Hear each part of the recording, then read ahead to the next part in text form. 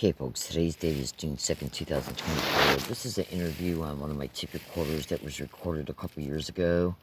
And I wanted to transfer at least a section of it over because it talks about how children are being used in gang stalking, teenagers, and blocking and crowding victims' pathways in stores. So listen up. Like stitches or something like that. You know what I mean? Like, oh yeah, I totally know what you mean. In fact, I know exactly what you mean because let's just look at the example of Ralph Nader. He was a consumer activist and a guy who basically was interested in auto safety. And basically, he was going to write this book about failings and problems in the auto industry. So he was a whistleblower, and therefore we know that whistleblowers quite frequently are targeted. Well, what happens to him is he starts getting this whole runaround, getting chased, getting aggressively surveilled, harassed everywhere he goes. His business starts to suffer, and then they start with the little kids. And what he probably must have been bewildered by is why would they put little kids onto him to harass him? Well, it's not really a new thing.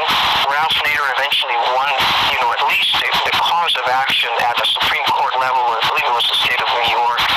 His targeting went on for several states before he even published the book. And they used little kids, and the idea is, okay, if you take a camera out, they will immediately bring the kids out, because to them that's like a shield to kind of prevent you from videotaping the activity. They frighten people with that label, oh, you're videotaping my kids. No. That's where you have to say, that's not what's going on here. I am entitled to videotape in public events, especially if there's an ongoing criminal activity. Journalists use video cameras all the time, so we know that journalists can do it. You're not different from URB. In a sense, I mean, like, you're correct, and at the end of the day, they're not any different than us. And would you say that it would probably be helpful if they do catch kids and harassments and stuff, that they make a quick note, like a vocal on there that, individual kid, you know what I mean, like some kind of note on the video and not just have like a plain video that the harassment and stuff is going on, or because, because so many people's targeting are so different, in different groups, and we go to the cops and they don't listen to us, and, we explain what's happening, and the first thing a cop's going to say is, okay, so a little kid's coming up and yelling at you, you're an adult, you can't handle it, and you get multiple children coming at you, or teenagers coming at you, which, some of the teenagers are pretty big boys and girls nowadays, and, how do you, would you recommend,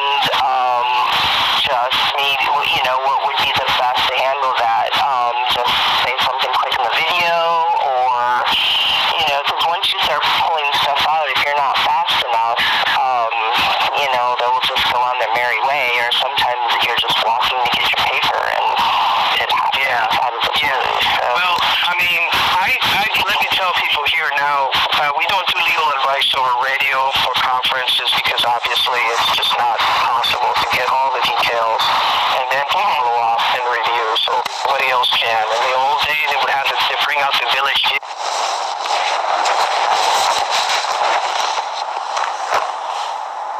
What I give to people is, kids can grieve others like nobody else can. In the old days, they would have to bring out the village idiot. So it would be like the village idiot routine, and somebody was trying to eat, and then bring out the village idiot to hassle the person. Well, if the person got upset, it's like, oh my God, he's beating on the poor idiot. Well, isn't the poor idiot when he's aggressing you? They shouldn't really aggress because they're smaller, right? But it's not really the kid that's aggressing you. It's that whole group of people, including the parent. Right. So if you're going about your business lawfully, and you start getting harassed by either kids or adults or dogs or whatever it may be, bring out your camera and show. These people are blocking my ingress every single time I come in to this store. I have a right to enter and a right to exit without being blocked, mobbed, and aggressed. If there's kids in the picture, I try not to focus on the kids, because the kids aren't really worth it to me. Okay, so that's a lawyer. I want to let you know that's a lawyer by the name of Ray Schumann, and he's participating in a conference call. It's an older one, but it's still relevant. He's participating with a conference call with the host of the conference, and targeted individuals, gang stalking targets, are calling up and getting advice from him and hearing what he's got to say. And he is completely aware of this.